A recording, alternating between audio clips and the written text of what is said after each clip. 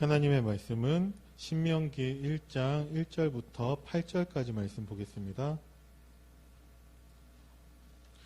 구약성경 259페이지에 있습니다.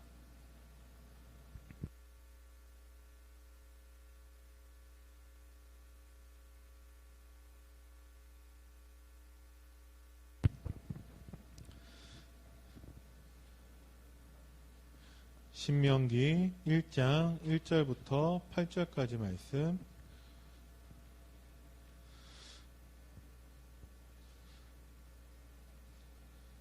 우리 다 찾으셨으면 우리 천천히 합독합니다. 시작.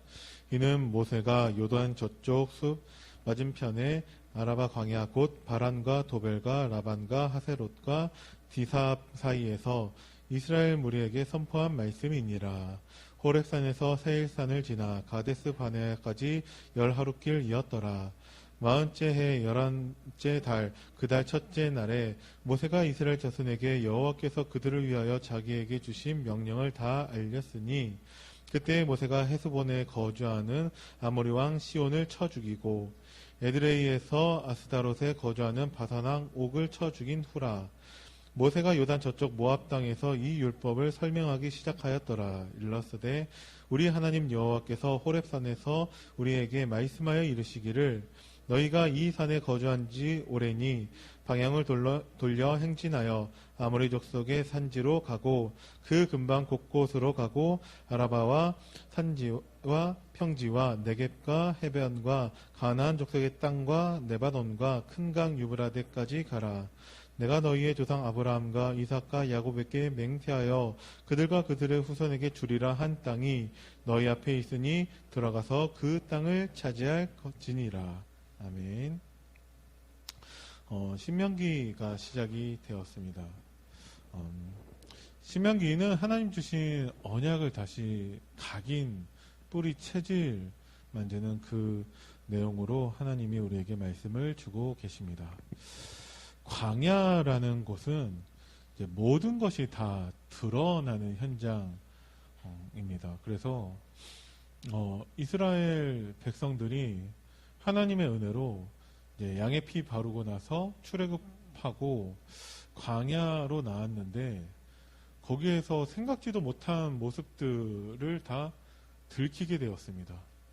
그래서 멀쩡하던 사람이었었는데 광야에 가서 갑자기 춥다, 덥다, 배고프다, 먹을 것을 달라, 그리고 목마르다, 뭐 이런 식의 그런 모습들을 들키게 되었고, 문제가 올 때마다 염려하고 걱정하고 불평과 불만 그리고 불신앙하는 모습을 끊임없이 보여주고 있어요.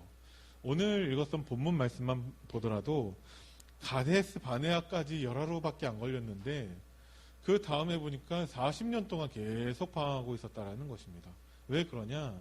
오늘 주신 강단 말씀 가운데에서도 하나님께서 우리를 정말 유일한 해답 대신 그리스도, 그 그리스도를 전할 그리스도의 대사로 부르셨기 때문에 우리가 먼저 그 복음으로 먼저 치유받아야 되고 복음을 누리고 복음을 전할 그리스도 대사로 하나님이 우리를 준비하시는데 어디에서 하나님은 준비하셨냐? 광야에서 준비를 하셨습니다. 그 말인즉슨 우리가 신앙생활을 오래 하는 가운데에서도 여전히 연약하고 부족하고 문제 올 때마다 흔들리고 나도 참 놀랄 만큼의 그렇게 이상한 모습이 보인다 할지라도 그게 그렇게 이상한 모습은 아니다라는 거예요. 왜 그러냐? 이스라엘 백성들도 다 그런 모습이 있었고 하나님은 그 모습을 드러내는 광야의 시간으로 하나님이 인도하고 계십니다. 지금 교회만 하더라도 코로나19 질병이 이제 생기니까 여기에서 교회에 있었던 모든 거품들이 이제 하나씩 사라지고 있는 중이죠, 지금. 그래서 그냥 왔다 갔다 하던 그런 신자들이 많이 교회 안 나가겠죠. 안 나갈 수 있는 이제 합리적인 이유가 있으니까. 지금 코로나19로 인해서 지금 전염병이 이런데 어떻게 이렇게 많이 모이냐. 이렇게 5명 이상 모이지 말라고 했으니까. 그러면서 이제 지금 월요일, 내일은 이제 3.1절 휴일이라서 연휴가 되었는데 이제 곳곳으로 이제 차들이 많이 고속도로에 많이 보여지더라고요. 그 뉴스를 보니까 차라리 하나님 계신 곳으로 오는 게 나을 것 같은데 그러니까 이제 뭐만 방해되냐? 교회 가는 것만 방해받고 예배 드리러 가는 것만 방해받고 말씀 들으러 가는 것만 방해받는다라는 거예요. 그렇게 거품이 이제 쓱 거치겠죠. 그러면서 이것을 통해서 하나님은 이제 진짜를 이제 하나님은 보여주시는 것 같습니다. 유광수 목사님께서 이건 진짜 우리는 확인할 길이 없으니까 코로나19로 인해서 교회가 이제 위기의식을 갖고 있는 것이 성도들이 줄고 성도들이 주는 거에 따라서 헌금도 줄고 그것에 대해서 참 위기의식을 많이 갖는다라고 하더라고요. 근데 임마누엘 서울교회나 예원교회나 코로나19 이후에 헌금이 더 늘었다라고 말씀을 하시더라고요. 우리 교회는 어떤지 잘 모르겠습니다. 근데 코로나19로 인해서 영향이 없을 수는 없겠죠. 분명히 보였던 분이 안 보이는 분이 분명히 계시니까. 그리고 그거에 대해서도 우리가 뭐라고 할 수 있는 것은 아닌 것 같아요. 그런데 지금까지 코로나가 이제 시작되고서 지금까지 봤을 때 하나님이 우리에게 어떤 응답을 주셨냐? 우리는 별로 대면 예배에 방해받아 본 적도 거의 없어요. 그죠? 우리는 계속 모였고 계속 예배 드렸고 어떻게 그렇게 할 수 있었냐? 하나님이 우리 주변에는 저 공주, 청양, 보령, 논산, 대전 코로나 확진자들이 많이 나타났는데 물론 부여도 없었던 것은 아니지만 다른 지역하고 비교해 봤을 때 이 지역에는 현저히 적은 숫자만 나타났다라는 것입니다. 저는 우리 교회와 예배와 관련이 분명히 있다라고 저는 생각을 하거든요. 동기들하고 가끔씩 이제 연락할 때 그 동기들이 어디에 있는지 뻔히 알고 있으니까 그런 코로나 이런 문제나 아니면 대면 예배나 이런 것들 어떻게 되냐라고 했을 때 힘든 상황 속에 있는 교회들이 많이 있더라고요. 근데 그러면은 제가 그렇게 물어봤으니까 저한테 또 물어보겠죠. 거기는 어떠냐? 또 동기들이 제가 있었던 곳에서 제가 옮겨왔다는 것도 알고 있으니까. 근데 저는 그때 뭐라고 하냐면 여기는 내가 있기 때문에 하나님이 코로나 비껴가게 하셨다. 참 누가 있는가가 참 중요한 것 같다는 식으로 농담 비슷하게 이렇게 얘기하고 그러는데 저는 그게 100% 농담만은 아니라고 생각을 하거든요. 예. 다른 교회는 어떠냐? 그거는 다른 교회가 알아서 할 거고 저는 관심 없고요. 하나님이 우리 교회에 주신 응답들이 있다라는 거죠. 어떤 응답을 주셨냐? 우리가 말씀에 집중할 수 있는 그래서 정말 성막에 모이는 회막의 그 응답을 하나님이 우리에게 주시고 계십니다. 그래서 이번에는 따로 언급은 안 했었지만 지난주에 있었던 237 화요 제자 훈련 가운데에서 지난달에 굉장히 많이 오셨는데 지난달보다 더 많은 분들이 같이 모여서 예배를 드리고 말씀을 받았습니다. 그래서 또 말씀 가운데에서 집중이라는 말씀을 주셨거든요. 전도 제자의 집중에서는 하나님은 참 감사를 말씀을 하시더라고요. 중직자의 집중에 대해서는 기도 집중을 말씀하셨고 렘넌트의 집중에 대해서는 보좌의 축복을 누리는 가운데에서 공부하는 부분을 말씀을 하시더라고요. 하나님이 우리를 그 응답 가운데로 우리를 인도하고 계시는 줄을 믿습니다. 예배드리지 못하면 또한 영적인 가짜들은 또 다 이제 드러나고 다 또 실패하고 멸망하고 있겠죠. 그러면 진짜 그런 코로나19로 인해서 가짜들이 다 드러나고 가짜들은 예배드릴 수 없기 때문에 또 멸망하고 한다라면은 진짜 예배 속에 있는 우리에게서 절호의 기회가 오는 것이죠. 하나님이 우리에게 오늘도 10가지 비밀에 대해서 목사님 말씀해 주셨지만 진짜 언약 가지고 있는 사람들에게서는 위기가 곧 기회가 되는 것을 우리가 확인하게 될 줄을 믿습니다. 신명기 가운데에서는 지금까지 걸어온 길에 대해서 모세가 회고하면서 앞으로 걸어갈 길에 대해서 이제 쭉 이제 말씀하고 있는데 신명기는 그것을 통해서 우리에게 정말 언약을 각인하는 내용의 말씀입니다. 우리가 지금까지 하나님께서 우리에게 각인하고 계시는 것들이 있는데 남은 생애 동안에 우리가 무엇을 각인하고 또 전달하고 갈 것인지에 대해서 확인하는 시간이 되어야 되고 우리가 미래를 준비해야 되는 렘넌트들에게 무엇을 전달해야 될 것인지에 대한 부분도 우리가 한번 생각해보는 시간이 되기를 간절히 기도합니다. 후대들에게 하나님은 정확한 복음을 전달하고 각인하기를 원하고 계시거든요. 나중에 순서에 따라서 또 이제 말씀이 나오겠지만 신명기 6장 4절에서 9절로 대표되어지는 말씀이죠. 하나님이 이스라엘아 들으라 라고 말씀하고 계세요. 하나님의 말씀이 들리면 다 끝나는 거죠. 그럼 뭘 들으라는 겁니까? 하나님은 정말 유일한 여호와라는 거. 그래서 어쩌라는 겁니까? 마음을 다하고 뜻을 다하고 힘을 다해서 하나님을 사랑하라고 말씀하고 계시거든요. 우리가 후대들에게 전달해야 되는 정확한 복음 한 가지라면은 하나님을 사랑해야 된다라는 거예요. 어떻게 하는 게 하나님 사랑하는 겁니까? 오늘 내가 내게 명하는 이 말씀을 네 마음에 새기고, 그게 하나님을 사랑하는 거예요. 사랑의 그 말씀 새겨서 뭐합니까? 네 자녀에게 부지런히 가르치라고. 하나님은 후대들에게 정확한 복음을 가르치길 원하는데 그것을 위해서 먼저 오늘 내가 내게 명하는 이 말씀을 우리가 각인하기를 하나님은 원하고 계세요. 왜? 하나님의 방법이 그렇기 때문에 그렇습니다. 물론 하나님이 직접 역사하시는 경우도 있더라고요. 하나님이 어린 사무엘에게 음성을 들려주시고 어린 다윗에게 그 목동 시절에 정말 하나님이 함께 교제해 주시고 하나님이 직접 역사하시는 경우가 있더라고요. 사도 바울에게 다메섹 그 길에서 사도 바울을 실제 부르셨다라니까요. 빛으로 또 임하시고 하나님이 직접 역사하시는데 하나님이 원하시는 방법은 하나님이 우리가 그리스도의 대사가 돼서 우리를 통해서 후대들에게 정확한 복음을 전달하기를 원하고 계십니다. 왜 그러냐? 그래서 사무엘은 두 아들에게 언약 전달하는 것에 실패했어요. 이상하게 다윗은 자기 아들 솔로몬에게 언약 전달하는 것을 실패했어요. 그래서 솔로몬이 나중에 우상 숭배하는 자가 되었다라는 거죠. 다윗의 셋째 아들 압살롬, 넷째 아들 아도니아가 다 반역해서 아버지 죽이고 자기가 왕 되겠다라고 했거든요. 그거는 분명히 언약 전달에 실패했다라는 것입니다. 그러니까 하나님은 우리를 그리스도의 대사로 세우셔서 우리를 통해서 후대에게 정확한 복음을 전달하고 각인하기를 원하고 계십니다. 왜 그렇게 해야 되냐? 유광수 목사님께서 이 예를 또 한번 말씀을 하시더라고요.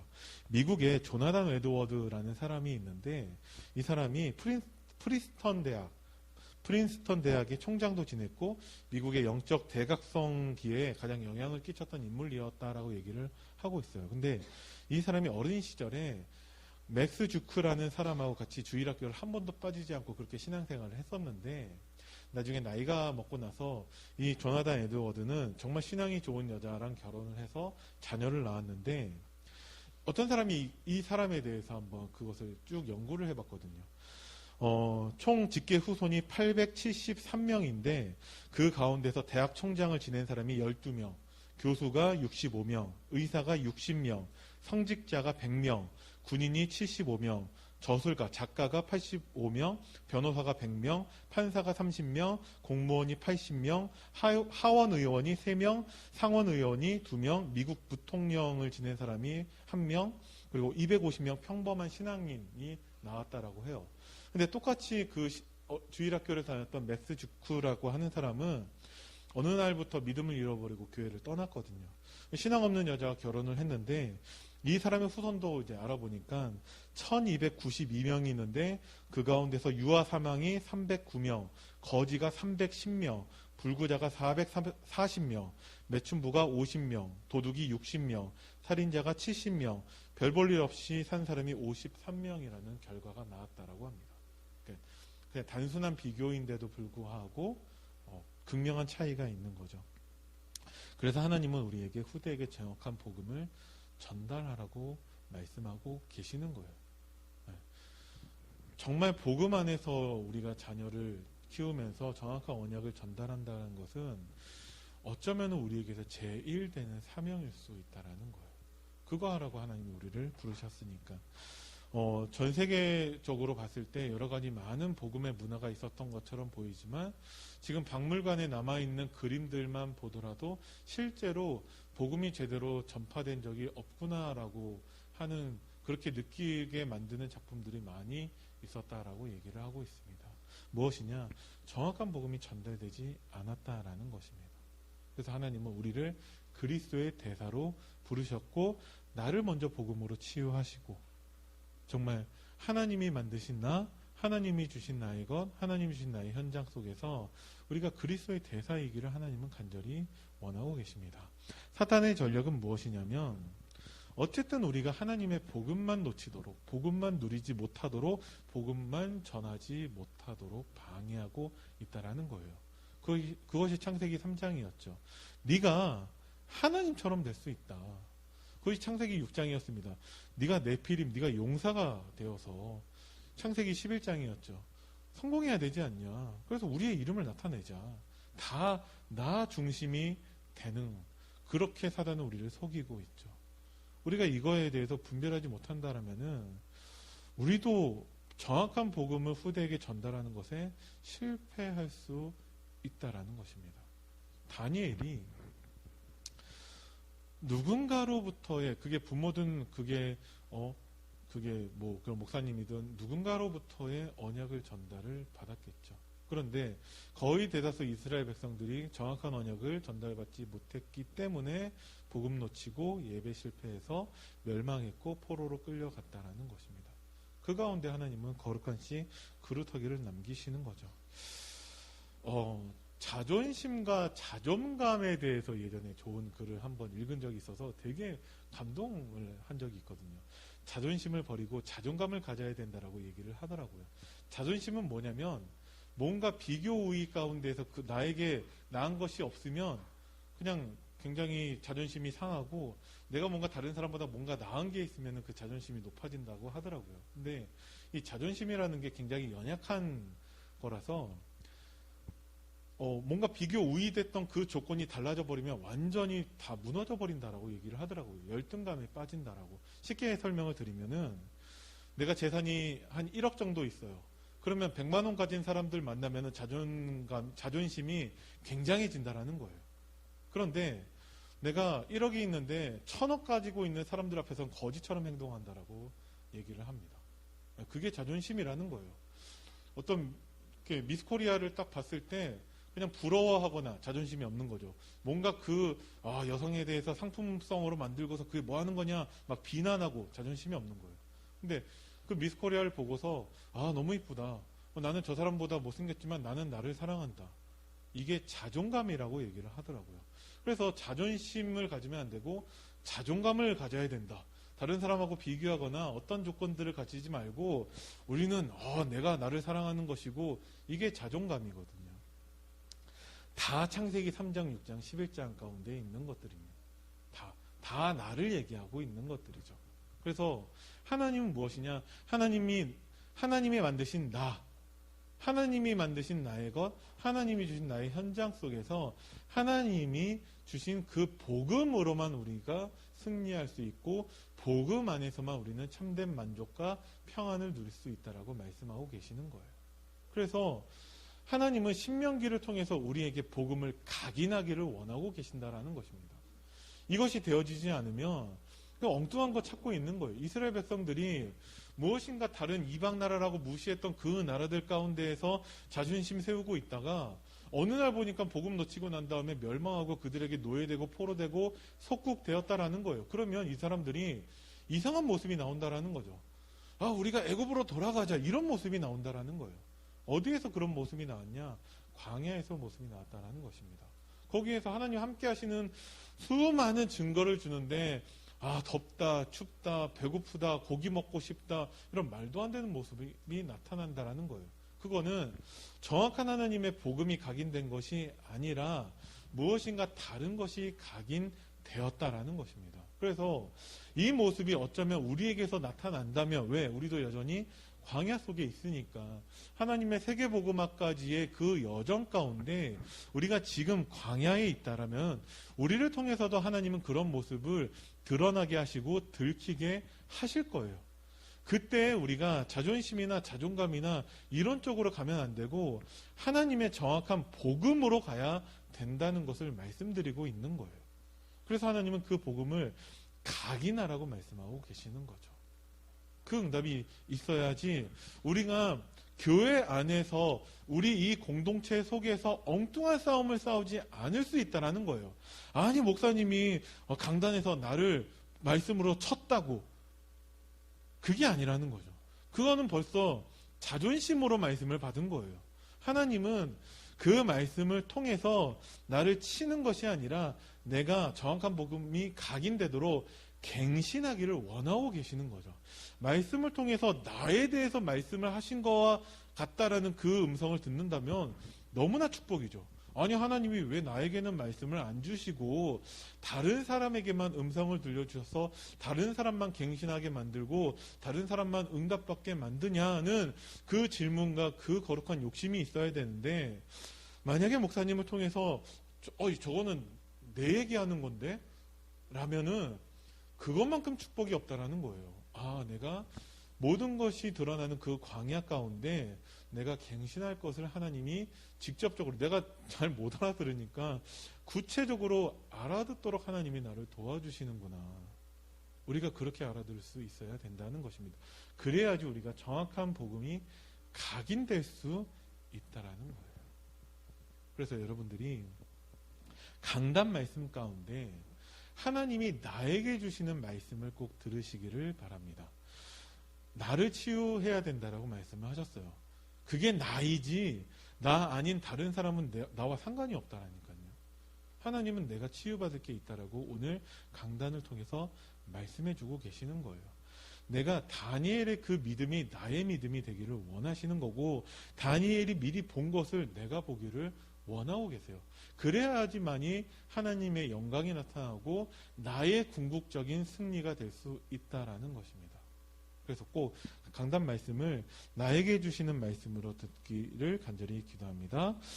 하나님이 우리에게 그 광야 시간을 통해서 이제 가나안 땅 들어가기 직전에 하나님이 지금까지 우리를 인도하고 계셨는데, 그 모든 응답들과 모든 증거들은 하나님이 결국 근원을 찾게 하시는 거였어요. 출애굽에서부터 하나님은 양의 피, 그리스도의 언약을 붙잡게 하셨거든요. 근원적인 축복을 하나님은 회복하라는 것입니다. 광야에서 모든 것을 다 드러내게 하시면서 하나님은 무엇을 주셨냐? 우리가 근원적인 축복을 누릴 수 있는 새 절기, 그것을 통해서 하나님은 예배의 축복을 회복하라고 말씀을 하셨어요. 언약궤와 성막을 주시면서 그것을 통해서도 하나님은 우리가 근원적인 축복을 보기를 원하고 계십니다. 우리가 자존심과 자존감 이런 식으로 나 중심의 생각이 들 때마다 근원적으로 돌아가야지만이 해답을 찾을 수 있어요.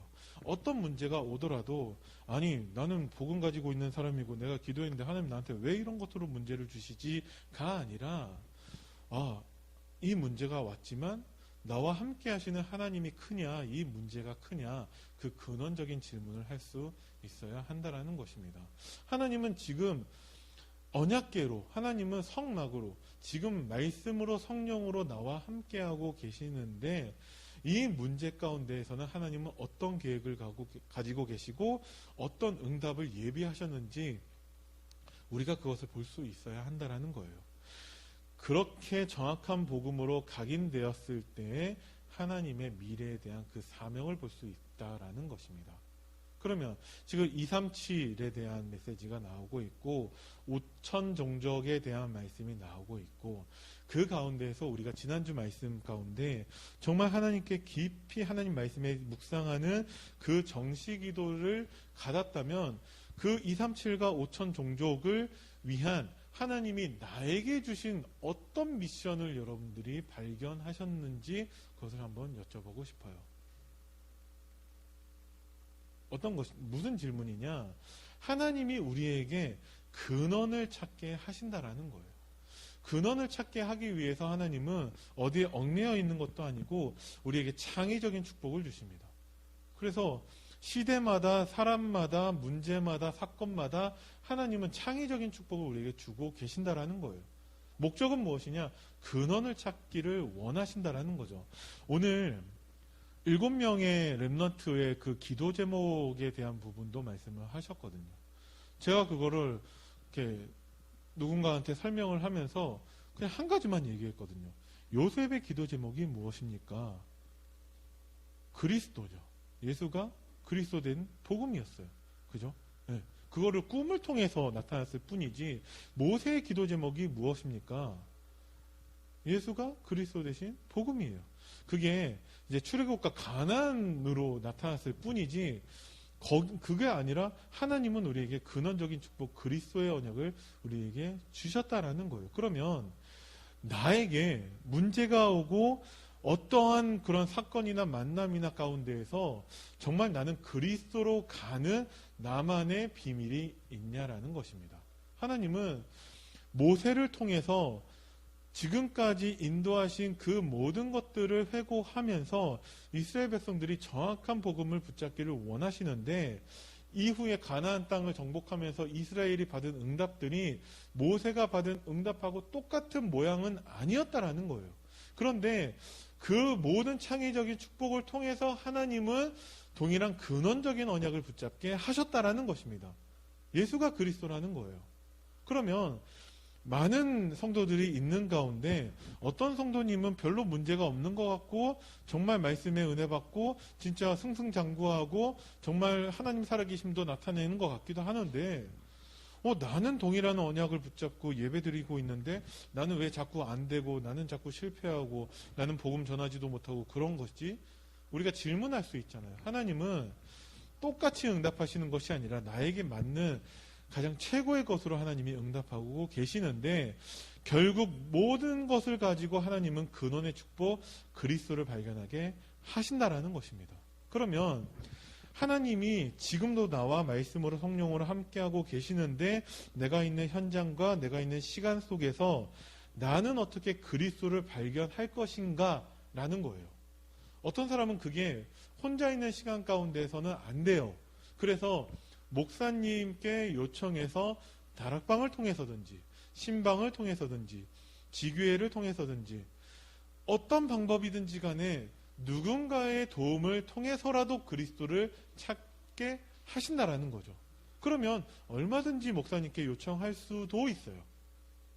자, 어떤 사람은 강단 말씀만으로는 아직 내가 그리스도를 발견하지 못하기 때문에 어떤 도움을 찾냐?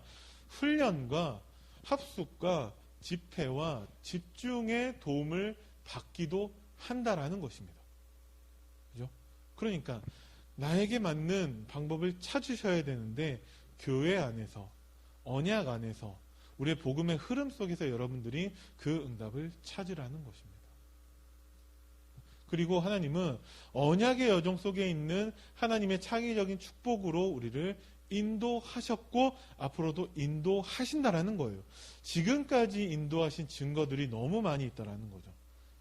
성경에 기록되어져 있지만 여러분들의 인생을 돌아봤을 때에도 있다라는 거예요. 그런데 왜 그것이 나에게서는 증거가 되지 않냐? 처음 말씀드렸던 사단의 전략은 자꾸 내가 주인 되게 만든다라는 거예요. 내가 알고 있는 복음으로 하고 있다라는 거죠. 그러니까 복음을 가지고 있는 나를 통해서 하나님이 하신 것이 아니라 하나님이 주신 복음 가지고 내가 하고 있기 때문에 지금까지 인도하셨던 것들이 증거가 되지 않는 거예요. 제가 예전에 말씀드렸었지만 이거는 그 교회를 비판하려고 하는 것이 아니라 하나님이 성전을 옮겨야 하기 때문에 보상금의 명목으로 돈을 주셨는데 그 보상이 나중에 따로 이제 건물뿐만 아니라 땅에 대한 보상도 받더라고요. 근데 그 땅에 대한 보상으로 어떤 선택을 했느냐라고 했을 때 제 생각에서는 조금 아쉬운 선택을 하더라고요. 그러면 이전에 아무것도 없었을 때에 하나님이 기적과 같은 역사로 주신 그것이 증거가 되지 않았다라는 거예요. 왜? 현실적인 선택을 했었거든요. 물론 그게 하나님이 원하시는 성령의 인도일 수도 있는 거지만 복음이 정말 주인이 되어야 되고 하나님이 주인이 되어야 되고 그리스도만 주인이 되어야지 우리가 지금까지 인도하신 것이 앞으로도 인도받을 그 근거가 된다라는 것입니다. 그래서 내 생각, 내 경험, 내 지식이 주인 돼서는 안 되고 하나님이 주신 오직 복음만 우리에게 주인 되어야 한다라는 거예요. 하나님 주신 오직 복음만 주인 되는 방법이 무엇이냐? 여러분들이 강단 말씀에 집중하셔야 된다는 것입니다. 이번 주 주신 강단 말씀이 이번 주 일어나는 모든 일과 사건과 만남과 문제 가운데 유일한 해답이라는 거예요.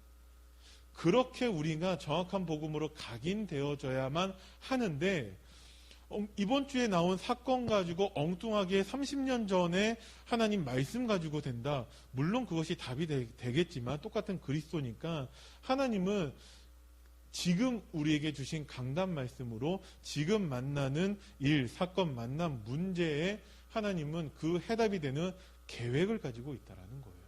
그래야지만이 지금까지 어쩌면 우리 자녀들이, 렘넌트들이 우리의 도움을 받아서 신앙생활을 했다라고 했다면, 앞으로 우리의 도움을 받지 못하는 그 시간이 왔을 때 그들도 우리의 도움이 아닌 정말 하나님 주신 강단 말씀으로 인도받게 될 수 있다라는 거죠. 그리고 또 다음 후대들에게 똑같이 강단 말씀으로 인도받는 그 흐름 속으로 인도할 수 있다라는 것입니다. 그래서 내 것이 아니라 하나님이 주시는 강단 말씀, 그 말씀에 집중했을 때 하나님이 우리를 언약의 여정 속으로 인도하신다라는 거예요. 이스라엘 백성들이 그 비밀이 없기 때문에 문제가 올 때마다 염려, 걱정, 근심하고 불평하고 원망하고 있다라는 거예요. 하나님이 분명히 홍해를 가르셨는데 이스라엘 백성들이 그 아모리 족속이 공격해 왔을 때 또 불신앙한다라는 거예요. 여리고성 무너졌는데 아이성에서 또 불신앙한다라는 거예요. 왜 그러냐? 도대체 하나님이 지금까지 인도하신 증거들이 있는데도 불구하고 그것이 나의 것이 안 됐다라는 거죠. 여전히 내가 주인 되어져 있고 내 생각, 내 경험, 내 지식이 주인 되어 있기 때문에 지금까지 인도받았던 그 증거가 나에게 증거가 되지 않게 되는 것입니다. 그래서 어쩌면 우리는 극단적인 표현으로서는 이제까지 받았던 모든 은혜들 다 버리고 오늘 주신 강단 말씀으로만 우리는 언약을 붙잡아야 된다라는 거예요. 왜? 오늘 주신 강단 말씀만으로도 이번 한 주간 우리가 은혜 받고 응답받고 인도받고 하는데 차고 넘친다라는 거죠. 그래야지만이 앞으로 성취될 그 언약, 그 사명을 우리가 감당할 수 있다라는 것입니다. 그러니까 왕년의 얘기가 아니라 이번 주 주신 강단 말씀만 우리에게 정확한 복음이 된다라고 여길 정도로 우리가 집중해야 된다라는 거예요. 그리고 그것을 가지고 하나님은 기도하라고 말씀을 하시는 거죠. 그러니까 목사님이 기도가 나의 기도가 되어야 되고요. 교회의 기도 제목이 나의 기도 제목이 되어야 한다라는 것입니다. 그러면 이게 되지 않는 사람은 기도는 하는데 맞는 기도를 하는 것처럼 보이는데 내가 응답이 없어요. 하나님 세계복음하게 해주세요. 맞는 기도인데 그것이 실제 나하고는 상관이 없다라니까요. 그렇다면은 어떤 세계복음을 해야 되냐? 이번 주 가운데 그 세계복음화로 하나님은 우리 교회에서 우리 목사님이 파키스탄 신학교 그 신학생들을 향하여서 출애굽기 강의를 하시는 것. 그게 이번 주 나의 세계복음화라는 거죠.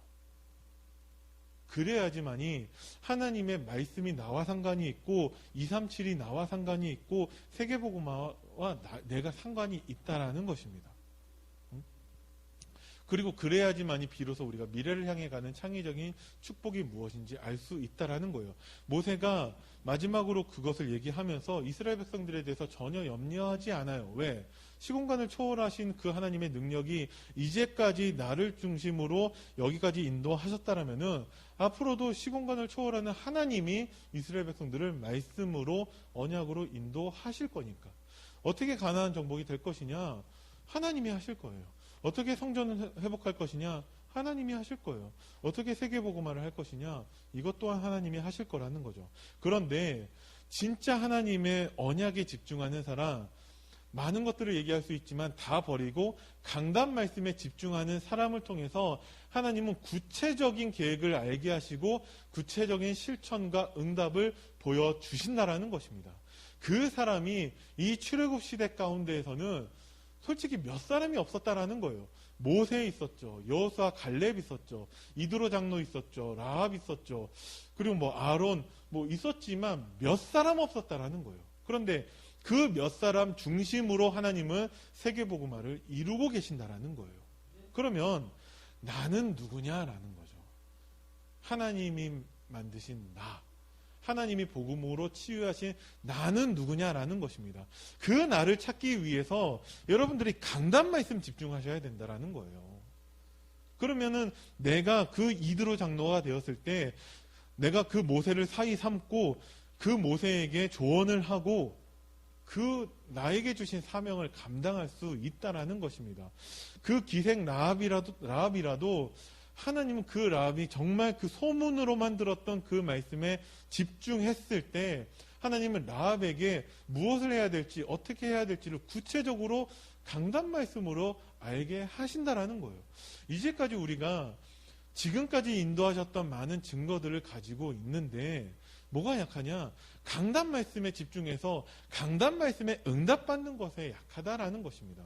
약한 증거, 우리가 문제 왔을 때 염려한다라는 거예요. 약한 증거, 우리가 모였을 때 강단 말씀 포럼으로 차고 넘치지 않는다라는 거예요. 아직까지는. 하나님이 반드시 우리 교회를 저는 그렇게 인도하신다라고 믿고 있어요. 저는.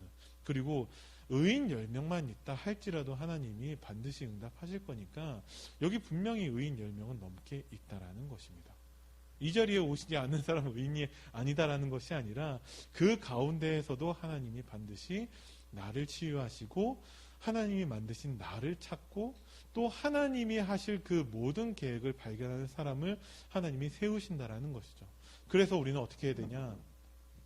철저히 오늘을 살려야 되고 하나님 나에게 예비하신 그 오늘의 응답을 누려야 한다라는 것입니다. 자, 렘넌트 7명의 특징이 그랬다라는 거예요. 아, 요셉은 어떤 응답을 받았습니까? 요셉은 총리가 되었습니다. 그건 응답이 아니에요. 총리 많은데요, 뭐. 요셉은 어떤 응답을 받았습니까? 바로왕의 꿈을 해석해 줬습니다. 그것도 어찌 보면 응답이 아니에요. 그게 뭐 요셉이 한 게 아니라 하나님이 하신 건데.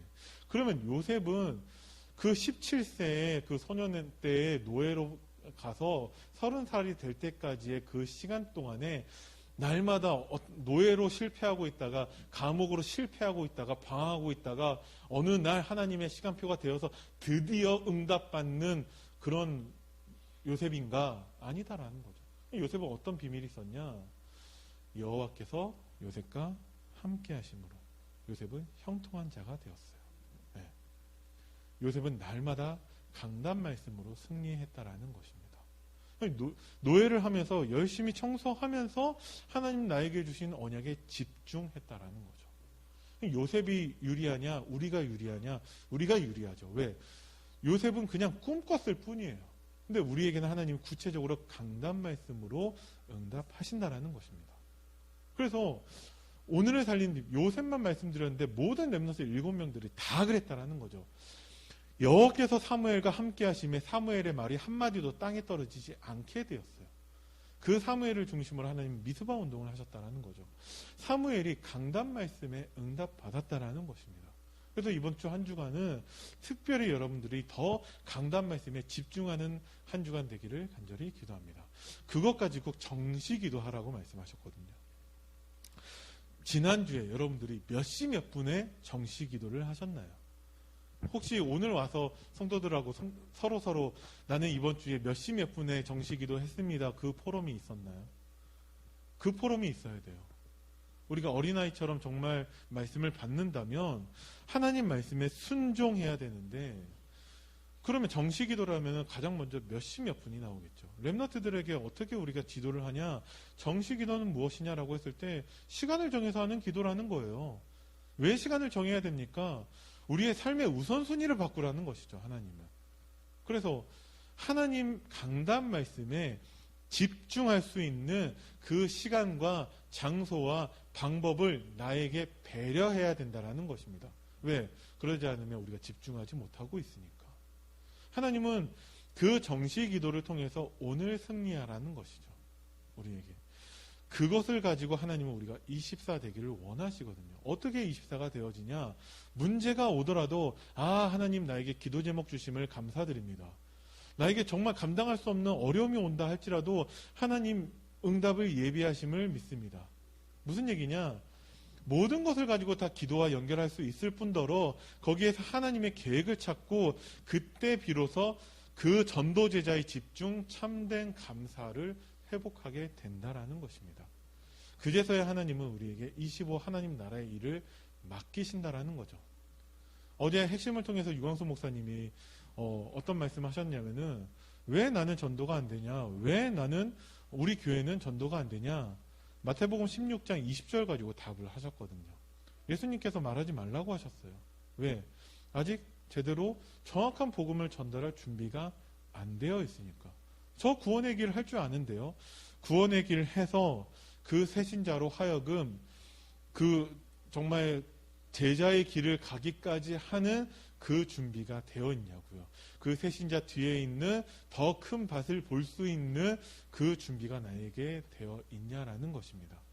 그 새신자를 마치 내 자식처럼 여기면서 정말 그 새신자가 정말 자립하는 신앙을 가질 수 있을 만큼 그 사람을 지도하고 인도할 그 내용이 나에게 정리되어져 있냐고요.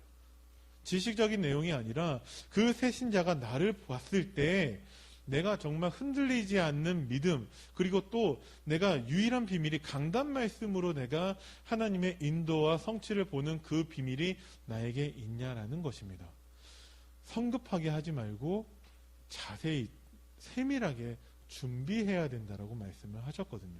그렇다면 우리가 그 응답의 여정 가운데 있는 것은 분명합니다. 왜? 우리만큼 강단 말씀 집중하는 사람 없고 우리만큼 강단 말씀 붙잡고 기도하는 사람이 없기 때문에 하나님이 나를 그렇게 준비하고 계시는 중인 줄을 믿습니다.